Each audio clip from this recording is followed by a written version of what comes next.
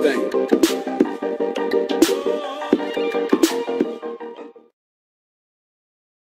Hari ini kita nak teruskan pembelajaran kita dalam bab 2 iaitu daya dan gerakan 1. Tajuk kita hari ini ialah 2.5 momentum. Momentum, semua objek yang bergerak mempunyai jisim dan hal laju. Apa maksud momentum? Momentum ialah hasil darab jisim dan hal laju. Okey, secara formulanya kita boleh tulis seperti ini ya. Iaitu jisim dan kali dengan hal laju. P sama dengan mv. P simbol bagi momentum, M simbol bagi jisim dan V simbol bagi pada hal laju. Unit SI momentum ialah kilogram meter per saat. Dan momentum ialah kuantiti vektor, di mana arah momentum adalah sama dengan arah hal lajunya. Okey, kita tengok contoh yang pertama. Berapakah momentum troli yang mempunyai jisim 2 kg dan hal laju 7 meter per saat? Okey, kita ada troli ya, yang berjisim 2 kg dan hal lajunya 7 meter per saat. Okey, kita tulis dulu formulanya iaitu momentum jisim kali hal laju. Jadi darabkan saja dan kita akan dapat nilainya 14 kg meter per saat. Dan kita ada juga contoh seterusnya iaitu contoh yang kedua. Sebuah kereta mainan yang mempunyai jisim 3 kg dan hal laju 5 meter per saat bergerak bertentangan dengan hal lajunya. Berapakah momentum kereta mainan itu? Okey. Jadi senang saja kita tulis balik formulanya iaitu momentum jisim darab hal laju. Okey, tetapi kita letak tanda negatif. Kenapa letak tanda negatif? Sebab arahnya bertentangan dengan hal lajunya. Maka momentumnya ialah negatif 15 kg meter per saat. Okey, prinsip keabadian momentum. Jumlah momentum dalam sistem tertutup adalah mala jika tiada daya luar yang bertindak ke atas sistem tersebut. Jumlah momentum objek-objek sebelum pelanggaran adalah sama dengan jumlah momentum selepas pelanggaran jika tiada daya luar yang bertindak. Jadi kita boleh ringkaskan seperti inilah. Jumlah momentum sebelum pelanggaran adalah sama dengan jumlah momentum selepas pelanggaran. Okey, kita tengok yang pertama iaitu pelanggaran kenyang. Okey. Jadi dua objek akan bergerak dengan hal laju secara berasingan selepas pelanggaran. Dan mengikut prinsip keabadian momentum, jumlah momentum sama dengan jumlah momentum selepas pelanggaran. Jadi kita tulis balik jumlah nilai momentum hal laju awal bagi jasad yang pertama M1U1 dan jumlah momentum laju awal bagi jasad yang kedua M2U2 sama dengan jumlah momentum selepas pelanggaran iaitu M1V1 tambah M2V2.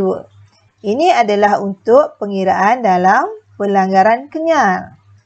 Okey, dan dalam pelanggaran kenyal tenaga kinetik diabadikan. Contoh, blok P berjisim 3 kg bergerak dengan hal laju 2 meter per saat.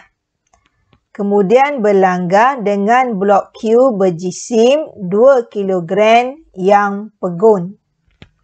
Selepas pelanggaran, blok P bergerak dengan hal laju 0.9 meter per saat. Cari nilai hal laju blok Q selepas pelanggaran. Kita gunakan formula M1U1 tambah M2U2 bagi situasi sebelum pelanggaran.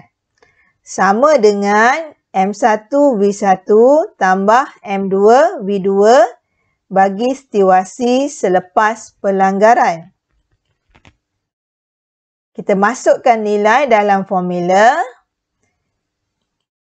Maka kita akan dapat nilai V2-nya ialah 3.3 meter per saat bagi nilai hal laju tersebut. Contoh pelanggaran kenyal iaitu Newton Cradle. Newton Cradle adalah alat untuk demonstrasi prinsip keabadian momentum. Apabila bola besi yang di tepi sekali ditarik pada ketinggian tertentu dan dilepaskan, bola akan menghentam besi yang lain yang di sebelahnya. Maka bola besi yang berada di tepi sekali yang bertentangan akan berayun ke atas. Sama paras dengan yang permulaan bola ditarik.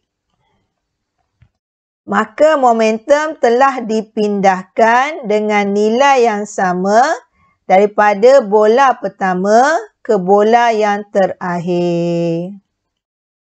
Momentum diabadikan. Seterusnya kita tengok keadaan pelanggaran tak kenyal, di mana dua objek berkombinasi dan bergerak bersama dengan hal laju sepunya selepas pelanggaran. Jadi, mengikut prinsip keabadian momentum, jumlah momentum sebelum pelanggaran sama dengan jumlah momentum selepas pelanggaran. Jadi formulanya ialah M1U1 tambah M2U2 bagi situasi pelanggaran tak kenyal sebelum pelanggaran. Dan selepas pelanggaran, jisim ini dia berkongsi hal laju V. Ini dikatakan hal laju sepunyalah. Dan tenaga kinetik tidak diabadikan. Kita tengok contohnya.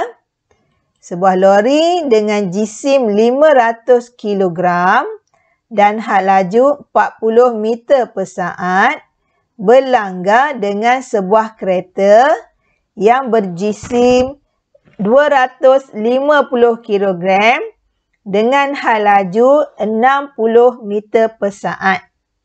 Selepas pelanggaran, lori dan kereta bercantung dan bergerak bersama.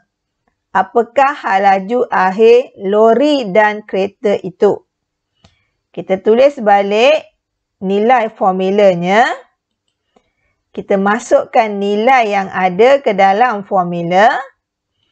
Maka kita dapat nilai hal laju sepunyanya ialah 46.67 meter per saat.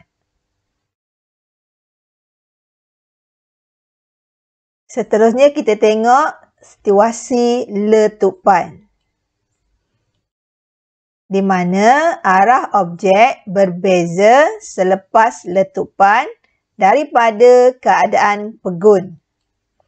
Mengikut prinsip keabadian momentum, jumlah momentum sebelum pelanggaran sama dengan jumlah momentum selepas pelanggaran. Maka kita boleh tulis formula yang terlibat ialah M1U1 tambah M2U2. Oleh kerana dia berada dalam keadaan pegun, maka nilainya ialah kosong. Selepas letupan, kita boleh tulis M1 negatif V1 tambah M2V2. Kenapa negatif bagi V1? Kerana arahnya anda boleh lihat pada rajah berbeza dengan arah V2. Maka kita boleh tulis M2V2 tolak M1V1.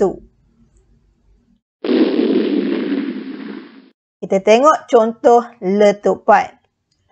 Ali menggunakan sebuah senapang dengan jisim 3.5 kg. Dalam latihan menembak, di mana jisim peluru ialah 0.08 kg yang boleh mencapai kelajuan 300 meter per saat selepas menembak. Berapakah had laju sentakan senapang selepas menembak? Okey. Jadi kita boleh tulis formulanya dahulu, M1U1 tambah M2U2 sebelum letupan sama dengan M1V1 tambah M2V2. Kita masukkan nilai yang ada dan anda boleh lihat pada rajah V1 ialah sentakan senapang ke belakang, nilainya negatif, manakala V2 ialah peluru yang bergerak ke hadapan, nilainya positif. Jadi masukkan nilai-nilai tersebut dalam rumus. Hasil daripada pengiraan, kita akan dapati nilai V1 iaitu sentakan senapang ialah negatif 6.9 meter per saat. Seterusnya kita nak tengok aplikasi prinsip keabadian momentum. Jadi pemain bola sepak akan berlari dahulu sebelum menyepak bola sepak. Kerana dengan berlari, dia akan menghasilkan hal laju yang tinggi untuk menyepak bola bagi mendapatkan momentum yang besar. Jadi momentum besar telah dipindahkan kepada bola. Jadi mesin pelantak, mesin pelantak akan diangkat pada ketinggian yang tertentu dan dijatuhkan. Di mana mesin pelantak ini ia berat dan berhalaju tinggi. Maka menghasilkan momentum yang besar untuk memasakkan tiang-tiang bangunan bagi tujuan pembinaan bangunan. Dan yang seterusnya, pemain bowling akan beraksi dan bergerak pantas semasa melepaskan bola, di mana momentum akan dipindahkan kepada bola bowling dan menyebabkan bola bowling bergerak melalui lorong dan mengenai sasaran. Okey, contoh yang seterusnya ialah had kelajuan bagi kenderaan yang berat. Jadi had kelajuan telah ditentukan bagi kenderaan yang berat dan besar seperti bas dan lori untuk mengurangkan hentaman apabila berlaku sesuatu kemalangan. Ini adalah untuk memastikan keselamatan pengguna jalan raya. Jadi patuhilah had laju yang telah ditetapkan. Hose pipe bomber. Hose pipe bomber ini akan menghasilkan momentum air yang keluar itu adalah tinggi hal lajunya. Menyebabkan dalam masa yang sama, akan menghasilkan momentum ke belakang yang besar. Oleh sebab itu, maka beberapa ahli bomber diperlukan untuk memegang hose tersebut. Dan yang seterusnya, anda boleh lihat lelaki tersebut apabila sampai di jeti, ia melompat ke hadapan dan botnya bergerak ke belakang. Itu sahajalah daripada saya tentang tajuk pada hari ini. Terima kasih kerana sudi menonton.